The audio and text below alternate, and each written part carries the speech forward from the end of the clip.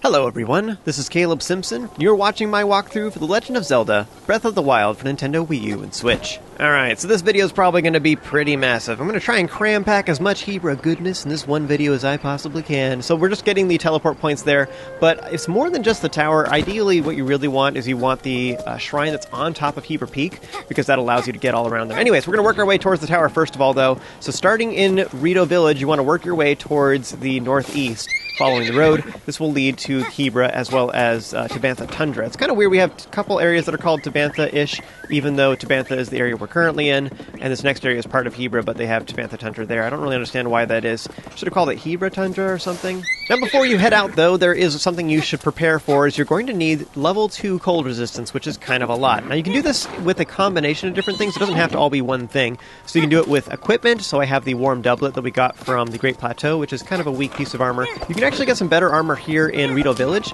but the Snow Quill set is fairly expensive, and we don't really have a lot of rupees right now. I'm actually working on that in this exact video, giving us access to some rupee farming locations, is what we're going to be doing later on in this video. But anyways, we don't really have access to a lot of rupees right now, so you probably can't afford it just yet.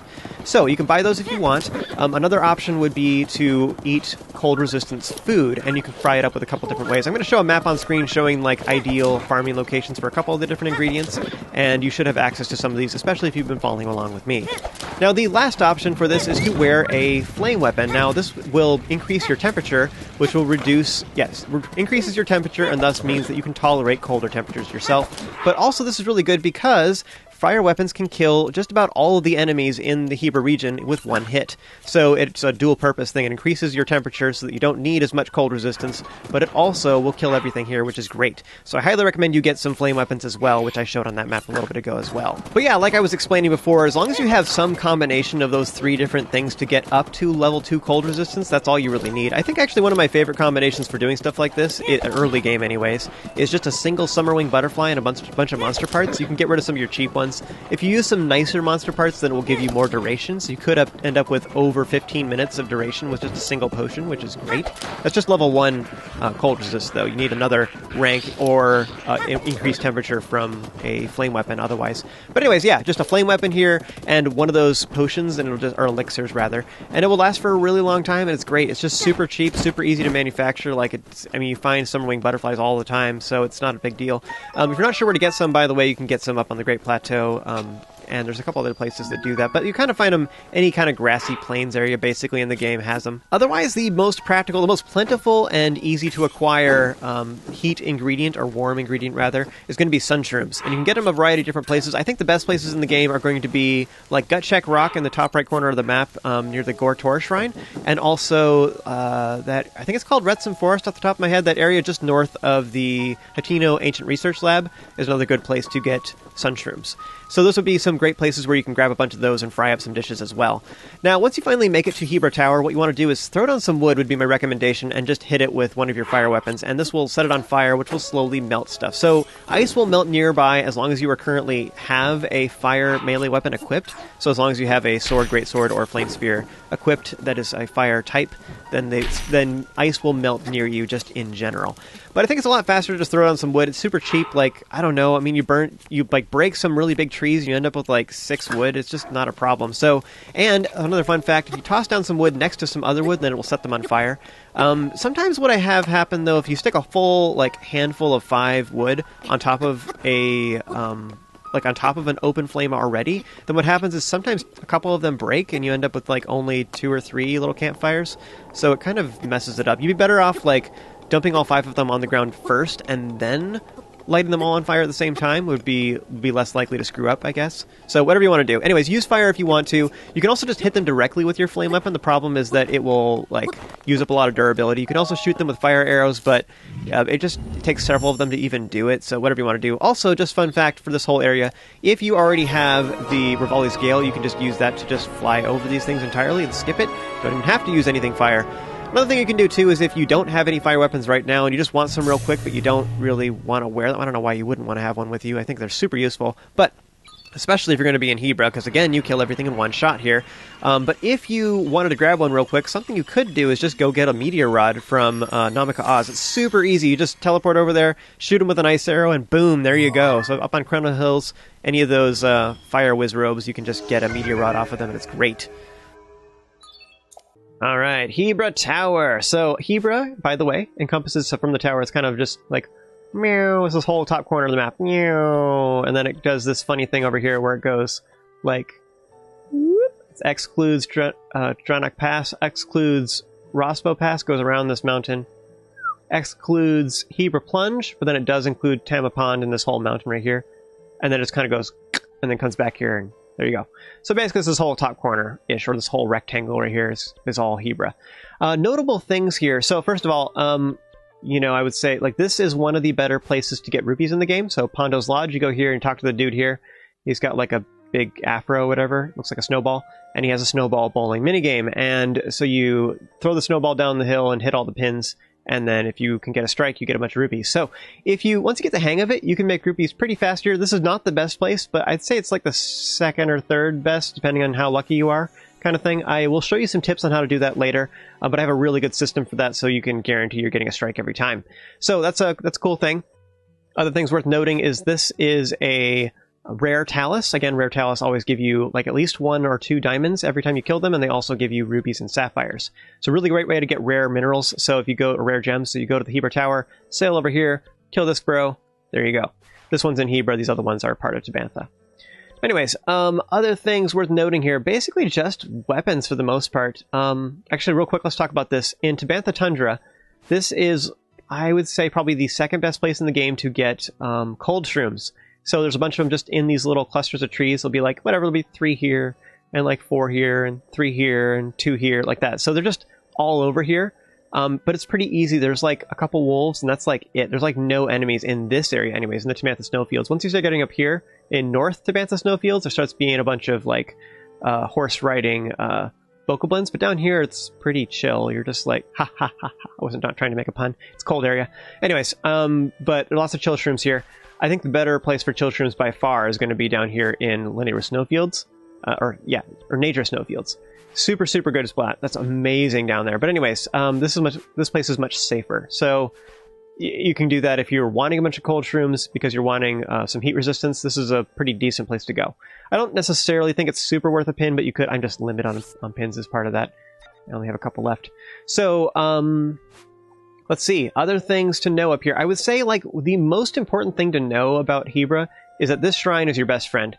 Goma Asaagh is like amazing. So I would highly recommend once you gain access to Hebra that you get this shrine as soon as possible, because this is going to be how you can get to all these farming locations like easily. This is like, it's the highest mountain. It's easy to get to, but it's also the easiest one to go from here to get to all these far corners. We're going to have access to them. I don't have them unlocked yet, but there's more shrines over here. In particular, one of the ones that's notable is there's a shrine right here that allows you to get to this pin, but I'll talk about that in a moment. So, pins are important. There's another shrine up here in this corner. I don't have it unlocked yet. It's right there. But that allows you to get to this Stalnox. So if you come here at night, you can kill this guy. It's always kind of hard to tell in Hebra because like the sky is so gray or whatever. But at night, there is a Stalnox here you can kill, and this one always has a great Frostblade. Similarly, there is Frost Spears. Again, Frost Spears are kind of hard to find. There's not a lot of places you can get them, so you can only find them on enemies. And so one of the good places is here. I think these bokoblins in Hebra are way easier. Right here at this skull, it's a lot easier. You go here and just climb up this hill and go there and kill them. But similarly, you can get this one. It's a little bit farther away, a little bit more awkward. You go to this shrine right here, and then work your way down and sail to it, and then hop in here, zap these guys all with some shock weapons, and then poof, grab their Frostblades, warp away. Super easy, pretty good. Otherwise, though, I think these areas are better. So there is, you go to Goma Asaagh, which is super easy. After you've melted it, it's actually like right next to the shrine. I can't even place the pin close enough, but also when I'm farther away, I wanted to be able to see it. That's why I have it far enough away. But right next to the shrine, after you've melted all the ice, you have to melt all of it. If you leave a couple of them, then you can still walk through here, but a lot of the ice will reappear. But anyways, if you melt all of it, then the ice will stay melted. So there is a Dragonbone Moblin Club here, which of the bone weapons is the best one by far. It's super, super good. In combination, if you wear some of the bone set stuff for the Radiant armor or the Phantom Ganon set, you do increased damage with bone weapons. So a two-hander with this does 80% more damage. You use that on a frozen target, so you freeze them with a Blizzard Rod, and then hit them with this while wearing the bone set, and you just destroy them. You hit so hard. It's so good. So anyways, and Dragonbone Moblin Clubs are kind of hard to find. So this is one of the ones that's really easy, super easy to get, right next to the shrine. Great like very easy weapon, even if you're not going bone. It's just such a good two-hander, and it's easy to grab. The durability is on it, it's just kind of okay, but good weapon, really easy to grab. Nearby, there is a Blizzard Robe here, and this guy always has a Blizzard Rod, and so if you run over and just hit it with a fire weapon... A fun fact, by the way, you can kill these guys with any fire weapon, so you can throw like a flame blade at them, you can hit it with a fire arrow. Another fun fact you can do too, by the way, is throw down a chunk of wood, then set it on fire with your flame blade, then take a regular arrow to light the tip of your arrow on a regular arrow on fire, and then shoot it at the Blizzard Robe, and it will die that way as well. So that's another way you can do that really easily. Anyways, this guy always has a Blizzard Rod. You can get it really fast. Warp to the shrine, run up here, bam, and you win. You get a Blizzard Rod, which is super good. As I've explained thoroughly in previous videos, Blizzard Rods are one of the most overpowered weapons in Breath of the Wild. Super, super strong. Really good. So one more thing kind of worth noting. I don't really think this is worth mentioning too much. I'm going to mention it because people really like Lae'zel Tri-Boomerangs. I think Lae'zel Tri-Boomerangs are terrible items, but I know a lot of people like them.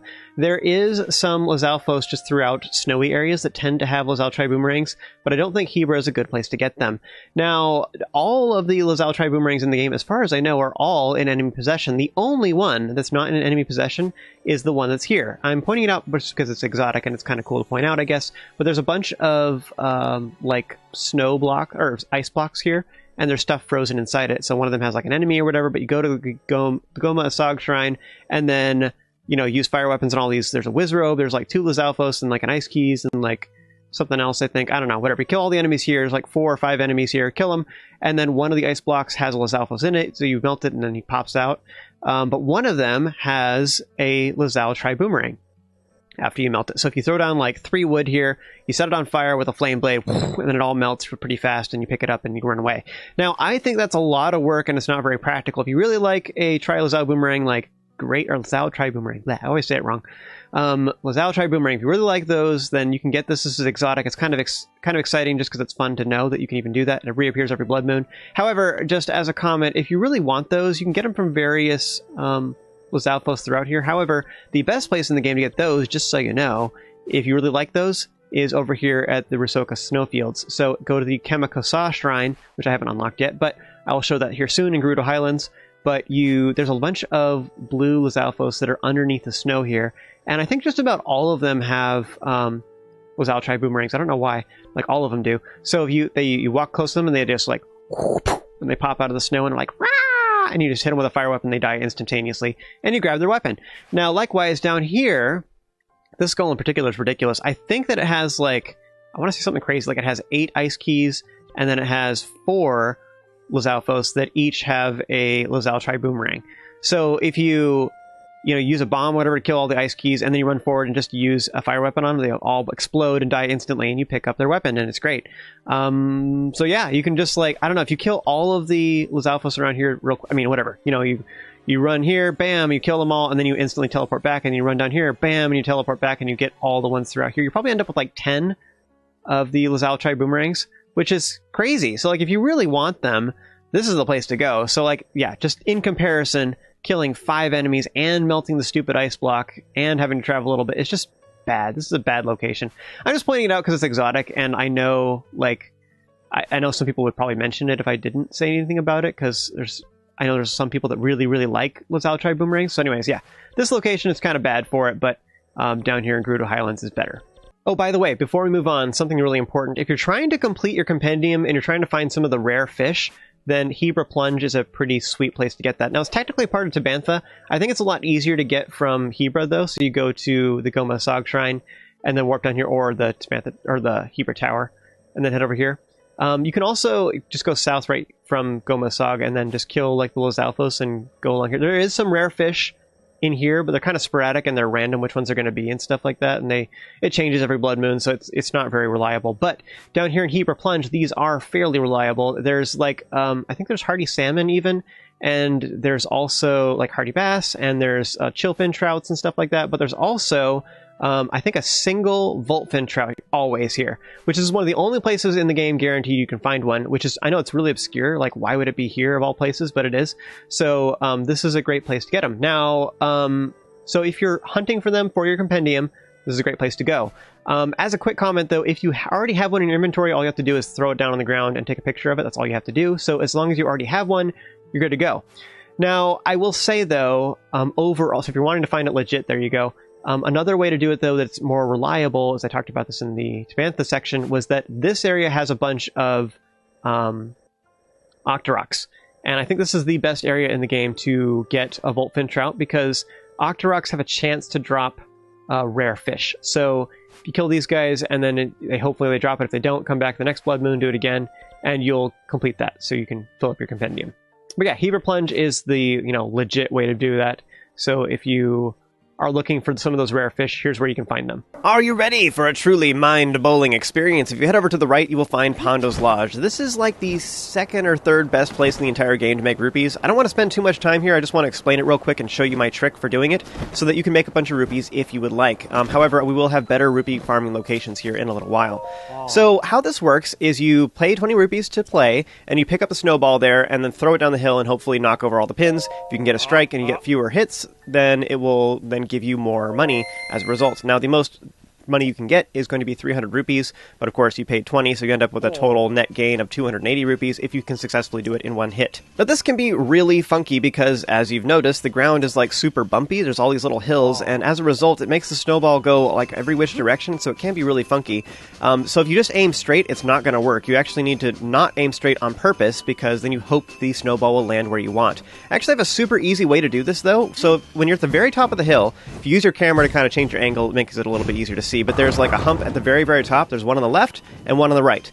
Now, the right one is like a little bit closer to the center in general, but that position, in my experience, is the best place to aim from. It's actually really, really easy. So here's how it works. So find the right hump. So here I'm using my camera, so I'm going over to the right one, and then when I'm right in the middle, now from here, my aiming is like very specific for this game. So how it works is from this position, if you aim the snowball off to the left, then the snowball will go over to the far right. And if you aim over to the right, then the snowball will go to the far left. So here I'm just like showing how that works so that you can... That was extreme, of course. I was doing that on purpose so that you can just understand how it works. So, that being said, how do you know where to aim? And I have a very easy way to show you how to do this. So here's how it works. You want to find the right hump. Again, you can use your camera to make this a little bit easier. Stand right in the middle of it. And now you want to use Link's head as a guide. So use your right analog stick with the camera to aim it so that Link's head is in front. Remember that the bowling ball will land to the opposite side. From this position, if you aim towards the left, it'll go to the right. If you aim to the right, it'll go to the left. So what you want to do is you want to aim Link's head at the opposite of the pin that you actually want to hit. So it's starting out anyways, we want to aim kind of towards the middle. But so you aim Link's head appropriately, so he's like, his head is angled. What you want to do is aim just to the left of the center pin or just to the right of the center pin, generally speaking. That's just true for all bowling games, by the way. You always want to aim right there is where, ideally, when you're starting out, because that's kind of the best one to get a strike with. Unless you're doing like a curveball, then there's some funky things you can do. But if you're aiming pretty straight, that's usually where you want to aim. Anyways, so aim Link's head like that, just a little bit to the left or a little bit to the right of the center pin, and then just know that the bowling ball will go to the opposite side, which is a little bit awkward. But anyways, so once you have it aimed good with the camera, then what you do is you press backwards on the analog stick, the left analog stick, and forwards on the left analog stick, because what this will do is it guarantees that Link is facing perfectly straight forward. Because it's Link's direction, the direction that Link himself is facing is where the actual bowling ball will land. The camera angle doesn't actually matter at all. But this guarantees that forward and backward is exactly lined up with the camera. So the only thing that really messes up with this, the way that this screws up this method, is when you are like, you're not very good with the left analog stick. Because if you aim just like a little bit off center, you're not actually perfectly straight forward and backwards. That's when it messes this up, because now Link isn't facing correctly at all. So the camera angle is really easy to use. That's the trick. It's just be totally straight with the left analog stick going back and forth, and you can guarantee that you will always aim exactly where you will always hit exactly where you're aiming. Blah. So you get the idea. Now, if you do mess up and you have like one of the far left or far right pins remaining, it's not that bad. Again, the thing is, you just aim at the opposite pin. So I know they're knocked over, but you aim where the opposite pin would have been, and this will guarantee that you will hit the pin you're actually aiming for. So as an example of that on screen, I'm going to miss one of them right here. I'm going to get most of them, but I aimed a little bit too far to the right, I think, when I did it. So it aimed like a little bit too far. Even though I aimed to the right, it still went to the right. This hump is like not perfect. I'm not sure in the exact sweet spot, but it works most of the time. I mean, I feel like my success rate is pretty darn high, and especially more so compared to a lot of other videos I've seen of people doing this. I think I have a pretty good method for this. It's very logical, and so like if something like this happens, you can figure it out. So again, find the right hump, get right in the middle of it, aim Link's head at the the opposite of where you want to aim, so I'm aiming roughly where the like right pin would be, and I actually want to aim just like a little bit past that because you need to aim just a little bit extreme. It's almost like a smidge exaggerated. Anyways, so I aim just a little bit further to the right on purpose with Link, and then line myself up and everything and through. And there you go, bam, I hit the left pin. So I know that seems a little bit weird, it's funky, that's the things to realize is that's the sweet spot, and just aim for the opposite of wherever you want to actually hit, and there you go. Now I know what a lot of you are thinking, you're like, why don't you just use the L targeting, because you just hit that and it just like centers your camera and it's great, right? Well, the thing is, that's based off of your left analog stick, so once again, same problem where you need to make sure that Link is facing totally perfect. However, that is one way to guarantee you can confirm for sure if you are facing straight or not. So that would be more how I would recommend you use that. You're not trying to use L targeting to aim at it in the first place, you're using it to confirm your other methods of aiming, would be my recommendation. So again, use the right analog stick to aim your camera, aim Link's head at it or whatever body part you want to use, make it relative to Link. Then use the left analog stick to walk back and forth to guarantee he's facing forward, and then you can use L2 to use L targeting. And what this will do is it will center your camera not just horizontally like left and right, but also vertically up and down. So it makes this kind of weird thing where the pins are like, you can just barely see the tops of the pins like through Link's legs, and it's like, okay, but it's kind of hard to aim that way. But anyways, one thing about that to know is like if you should, if you aimed left, if you went up and down on the analog stick well with Link walking, then you should already be facing perfectly straight forward, right? So if you use L2 at that point, if the camera suddenly moves pretty drastically left or right, then you know you're aiming wrong. Does that make sense? So it's a way of confirming if your aim was good. If the camera hardly moves at all, horizontally, then you know that you aimed well, and you can go ahead and throw the snowball. So that's a way you can kind of, you can use it as a test to make sure that you aimed well. It's kind of how I'd recommend you use L targeting. But yeah, that's another step you could optionally do to make absolutely sure you're aiming really well, regardless of which method you're using, as long as you're standing in that position anyway. Anyway, you get the idea. I did it another like 6 times, but I just cropped that out of the recording because there's no reason to waste your guys' time. You already know what's going on there. It's just more of the same. So next I headed to the northeast towards the Snowfield Stable. Alright, so Rin Oya Shrine, pretty easy, and as long as we're here, we might as well do it and get a quick Spirit Orb. So the idea is you want to grab some of these metal blocks and then use Magnesis to push them in front of the fans that are coming out of the center. Now next we have an orb, and what you want to do is you want to bring it over to this far side and then drop it down while you're standing in this position, and it will fall down the ramp, it will go into the fans, and then this will eventually lead it to the slot that's in the middle. Now what this will do is it will raise the platform that we're currently standing on as long as the orb is in the slot. As soon as you take the orb out of the slot, then the platform will lower once again. So that is the regular solution to this puzzle, which is what they're intending. However, if you would like to do it the cheater way, you can also get an optional goodie. So now that we're up here, you can see that there is a chest off to one side. However, we can't actually reach it because we can't jump to it. We need some blocks or something to stand on. However, the blocks that are down below are too far away for us to magnesis. So how do we have the blocks up here and get the orb into the slot at the same time?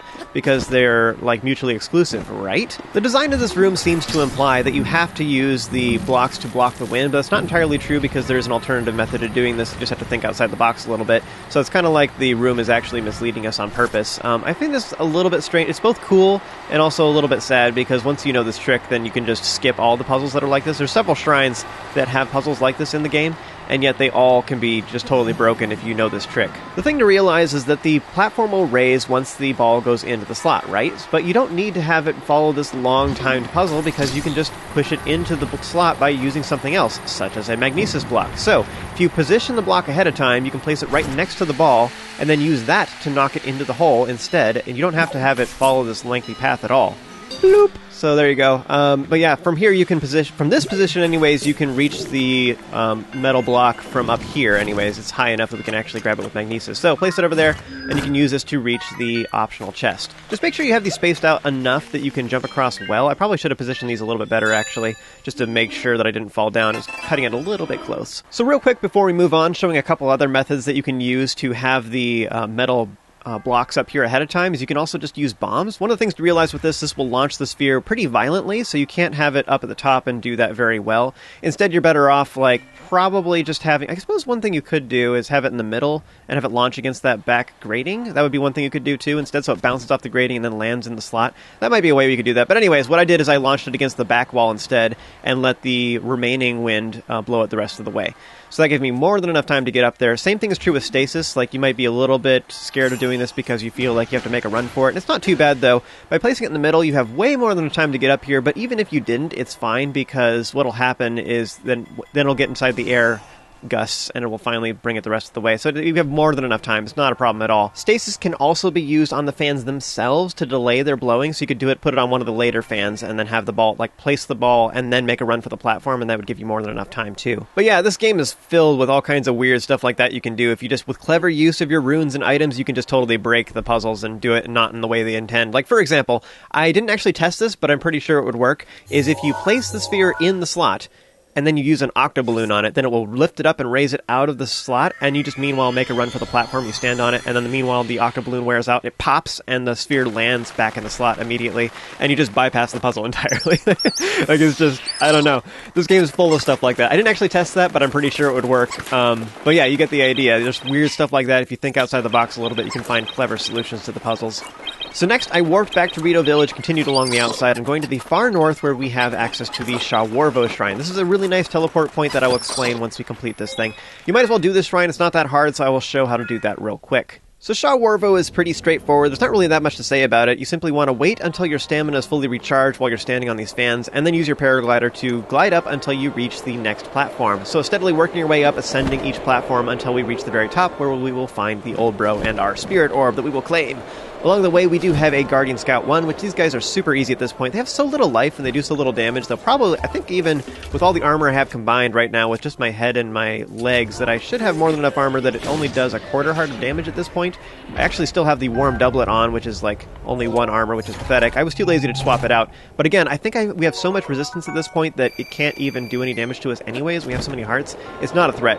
But it has so little life that you could probably just one-shot it with all our weapons. Oh man, like, it's just not even a threat anymore. It's such a joke compared to what we're facing nowadays. But yeah, the good old days back in the Great Plateau. Do you remember those times? Like, we've grown up so fast.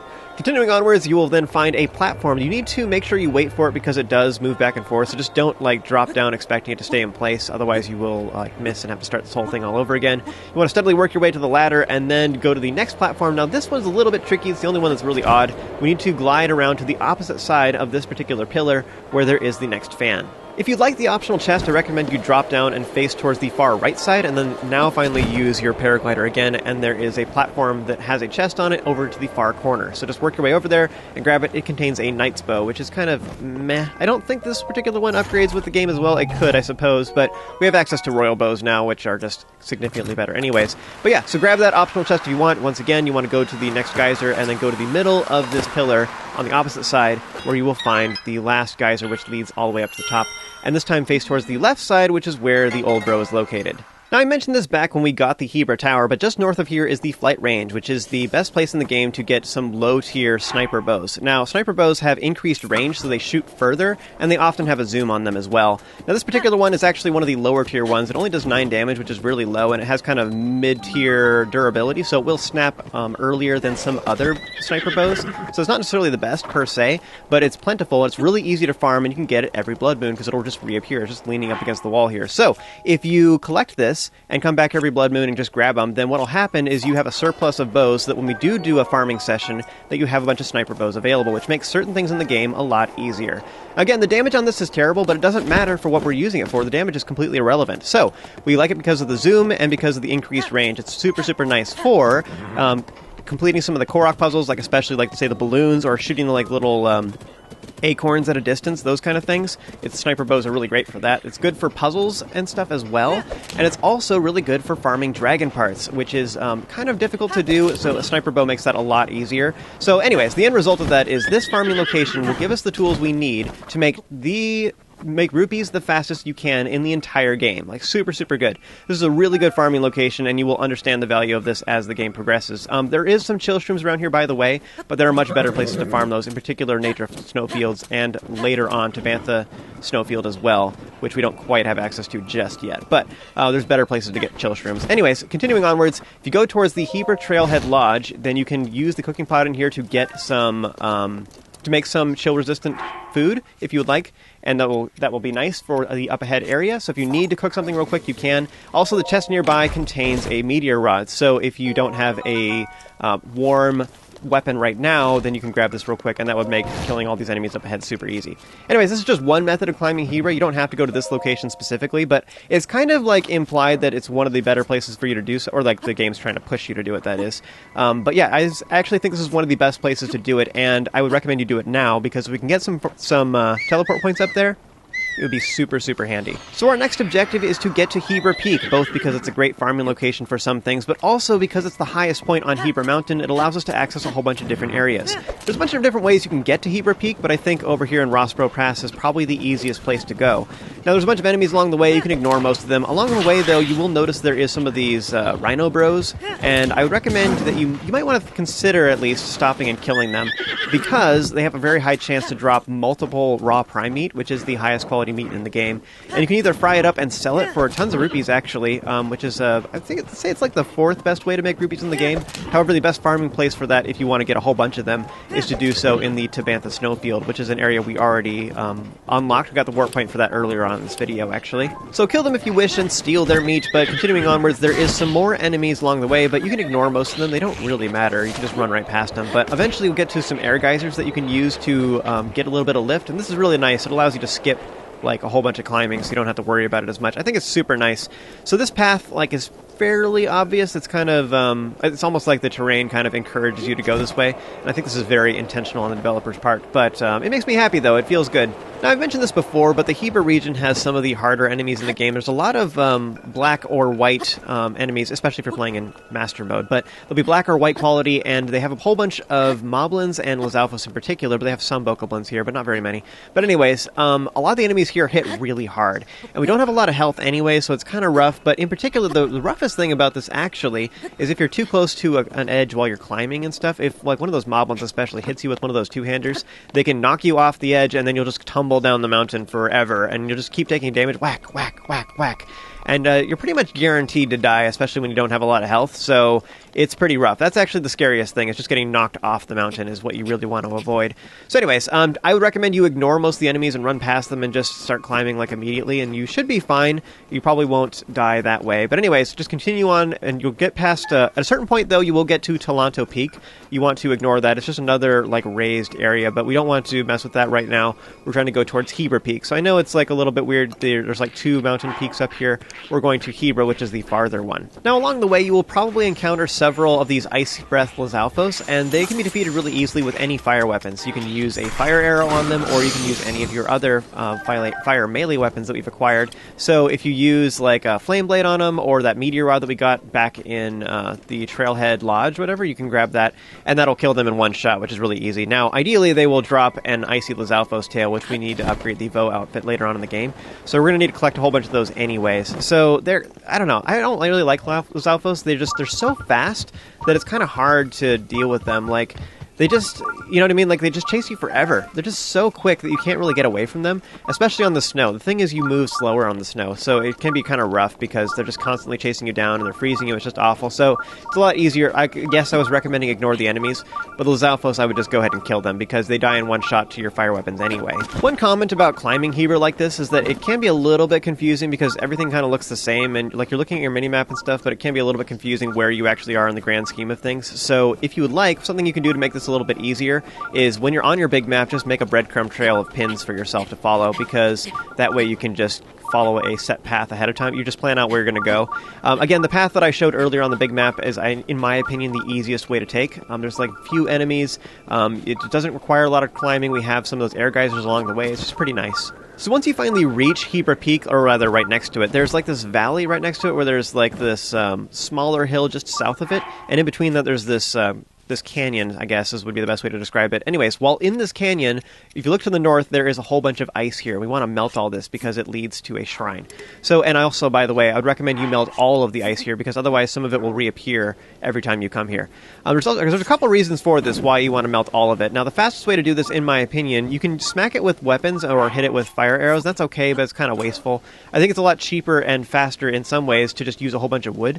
And all you have to do is just toss down handfuls of it and light it on fire with any fire weapon, or you can use red chew jelly or flint, and this will start a fire that when you have a whole bunch of these together, they melt quite a bit faster. So here's the thing. You can get wood super fast and super easy, and it doesn't take hardly any effort at all, and yet it melts the stuff really, really quickly. It's just great. So what you can do is you can toss down as much wood as you're willing to sacrifice, and also if you're standing close while having a fire weapon equipped, this will also melt the ice pretty quick as well. So once you've uncovered enough ice, one of them will reveal a Dragon Bone Moblin Club, and one of them will also reveal a Black Moblin or a White Moblin if you're playing in Master Mode. But this guy's pretty rough. He does a lot of damage, and what I recommend you do is stun him with a Blizzard Rod. But first, you should pull him away from your torches or your campfires because you want them to keep melting the ice. So pull him away, then use the Blizzard Rod to stun him, and then you can finish him off with some physical damage. Just do be warned, this guy does a lot of damage, and I would hold up better to him if I swapped out my Warm Doublet. I was just feeling lazy, but if I put on the Champion's Tunic, that would reduce the damage I take by quite a bit. Now, the Dragon Bone Moblin Club that Moblin picked up, it just was in the ice, but now it will just appear next to the shrine all the time, every blood moon, so you can come back here whenever you want to get a Dragon Bone Moblin Club. Now, in general, it's just kind of an okay two-hander. I'd say overall, you know, the Royal Claymore is a better weapon in general. It does higher damage, has more durability, it just is better. However, if you're going for a bone spec, the Dragon Bone Moblin Clubs can get really disgusting and get really, really good. So, just keep that in mind. If you are going for a bone spec, either with the Radiant Armor or the Phantom Ganon set, this can be a really good option for you. Definitely the fastest and easiest place to get the highest quality bone weapons in the entire game. So, really, really nice. I'll show some other farming locations later for that spec, but this one is definitely the easiest one for you. Now, next thing to know about this area is I do recommend you melt all of the ice, because the problem is that if you don't melt the ice completely, and you don't melt all of it, it will all reappear every time there's a blood moon. So, like some of them will stay away and some of them won't. It's just a problem. And then you still can't get through. And so you have to get rid of it all. So I'd recommend that you melt enough of it that it's all gone, because otherwise it'll be a problem. So just melt all of the ice in this area. One of the main reasons for this actually is because every blood moon, then the Black Moblin will actually reappear. And so I just so happen to be having a blood moon right now, but so you can see exactly what I'm talking about, is that every time there's a blood moon, then all the enemies reappear. This particular Black Moblin will reappear every time if one of the ice chunks is remaining.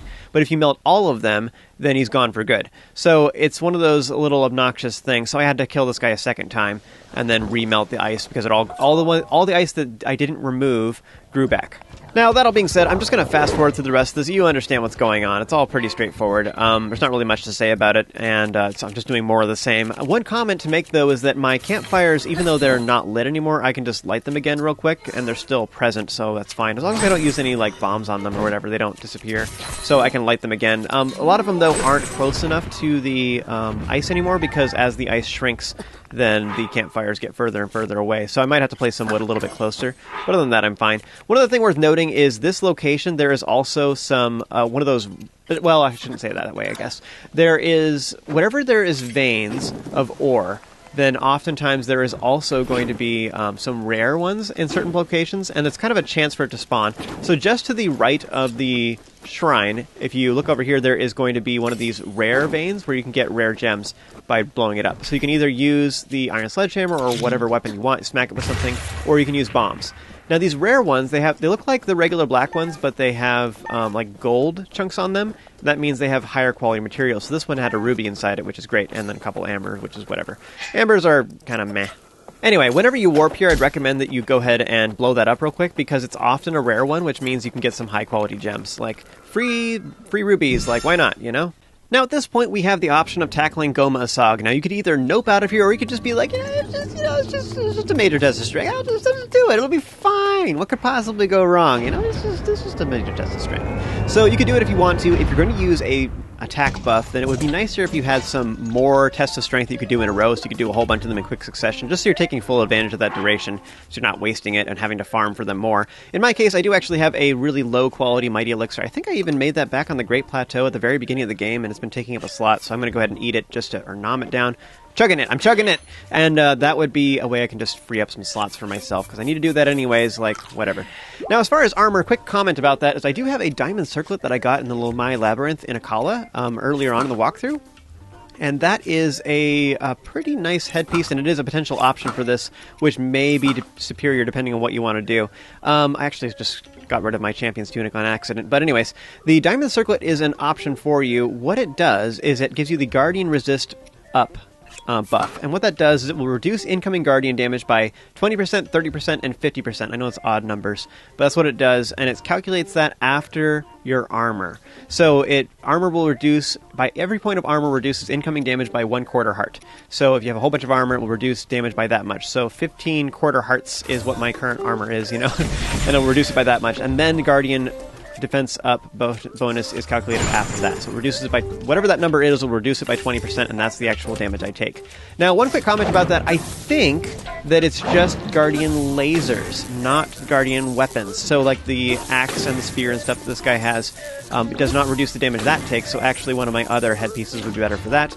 But then meanwhile, the lasers that it shoots out of its eye, there's a couple different types that it shoots occasionally, and that will be reduced by the diamond circlet. So whatever one you want to do, it's up to you to decide which one is more important to you. In my case, I'm not really worried about the weapons because they're easy enough to dodge, but the lasers will occasionally shoot me, and that's a pain. So one tactic I was talking about earlier in the game, I think these enemies are some of the best ones to use them on, but the Thunderstorm Rod can do a lot of damage to them. It's a little bit awkward though. What you have to do is you have to be in the sweet spot where you're far enough away that the little electric orbs have fully generated and grown to their full size. And then if you're far enough away where that has happened, but all 3 orbs hit them, then you'll do 30 damage a piece for each orb, so 90 damage. It does really, really good. So you have to find this perfect sweet spot where you're far enough away that the orbs fully develop, but close enough that all 3 orbs hit him. But you can do 90 damage to this guy, which is pretty darn good. But yes, Blizzard Rod followed by something physical would be the best overall. In general, though, too, another thing you can do is just keep using lightning weapons. So I have a Thunder Spear, for example, keep stunning him that way, and then switch back to something else. So by doing this, switching back and forth, I'm guaranteeing that I'm keeping the durability on my lightning weapon, and I'm only using it when I have the lightning bonus active. The Meteor Rod, by the way, functions the same way as the Thunderstorm Rod with those 3 balls. I've talked about this earlier in the walkthrough, but if you're too close, again, the fireballs will only do the damage of one of them. If you're far enough away, then you can hit them with all 3. You want to be far enough away that the fireballs fully generate, so you do damage with all of them, but close enough that you hit them with all 3 of them, and it does the same way. Now, the Meteor Rod doesn't do as much damage as the Thunderstorm Rod does, though. Each fireball only does 20, so it has a max damage of 60 as opposed to the Thunderstorm Rod, which does 90 damage total, so it's a lot better in general. However, I do think that the Meteor Rod is maybe a little bit easier to use because the animation is so much faster. The problem is, like, with the Thunderstorm Rod is the enemies are still moving and the projectiles are so slow that by the time that the orbs actually make contact with your opponent, then it's like they've already moved out of the way, and it's like they just wasted it all, I find this game kind of funny with like how it decides which enemies can like break your Cryonis blocks and which ones can't. Some enemies will just like shatter them like crazy, and other ones, like, their attacks don't do any damage to them at all. So here I was just doing some tests. I was curious to see like how many shots it would take to break through it. Looks like none is the answer. But yeah, you can totally use Cryonis blocks to just like pin the enemies in the corner. So you could have done that earlier. It's a lot harder to do that, but if you like froze it or stunned it, then you could be like, whoop, just surround it in Cryonis blocks. It'd be funny. But yeah, using Cryonis blocks is way safer. Look how safe this is. So safe. I just feel really protected right now. Anyway, you know what to do. Kill the guy. You want to take the weapons. These plus weapons are pretty cool. Then open the chest and then talk to the old bro and take his ball away from him. And then outside there's a chest right there that has a blizzard rod in it that was encapsulated in ice. Now, as long as you melted all of the ice, then it will all stay gone. But if you leave some of it, then some of the ice will remain. And one of the things that causes is for that black moblin to always reappear every time you teleport here. So I like to actually remove all the ice on purpose so there's no enemies here whenever I warp here, and that's just a little bit nicer. Anyways, open up the chest just outside to get a blizzard rod if you would like, and also that you could have used that in the major test of strength either way. So if you didn't have one with you, that would have been a potential option too, now that you've completed the shrine with me. Now, next I went to Rito Village real quick just to get a royal bow because I think I only had one and it was almost dead, so I was like, I'll just get another one real quick. So as long as I was here though, this is a great farming place for chews, for example. I was saying earlier in the game that elemental chew jelly is not worth it because you can change the element of your jelly whenever you want. So at a place like this, for example, there's 3 big chews, and each one of them gives you 5 chew jelly, which is great. So this is a perfect place to get a whole bunch of them. 15 chew jelly for like no effort at all is great, and they reappear every blood moon. Awesome. Now nearby there is a black Hinox. Now this guy unfortunately is like not in a good place where we can land on his chest, unless you want to use Rivali's Gale. But something else you can do is you can climb the nearby hills and stuff. You could actually get on top of some of those nearby ruins as well and sneak over to him and jump onto his chest from there. I don't think it works super great though. But anyways, the other alternative is you can just get on top of his hand. As long as you wait there really well and then you hop off his hand at the last, like when it gets to the top part of the arc, you can then drop onto his chest, and that works as well. Otherwise, you can just shoot him in the eye and steal the items off his chest that way. So back at Goma Asaagh up at Hebra Peak, notice that there's the Dragon Bow Moblin Club has reappeared. Again, as I said, this is like one of the best places to farm for. I think I even grabbed that one this Blood Moon. I don't even know why it's back. I did drop it earlier, I think. I'm not sure. There was a Blood Moon, but that was after I'd already killed the... Oh, wait, no, I know why. It's because I picked it up, I was fighting the bro, and then it reappeared. That's why. So yeah, I guess it has been a Blood Moon since then. So I guess I'm not crazy. So next, continuing on to the north, there is a Blizzard Robe here, and this guy always has a Blizzard Rod, and he'll reappear every Blood Moon as well. So what you can do is just use any of your fire weapons. Melee weapons are kind of awkward because usually it's at a distance. You can't throw your weapon with R. Otherwise, another option is you can use fire arrows, obviously, but another thing that I think people don't realize is you can throw down some wood and light that on fire either with a fire weapon, or you can just use some flint or fire 2 jelly to light it on fire too. And then after that, you can light the tip of a regular arrow on it, and then you can shoot the Blizzard Robe with that, and that will also kill him instantly.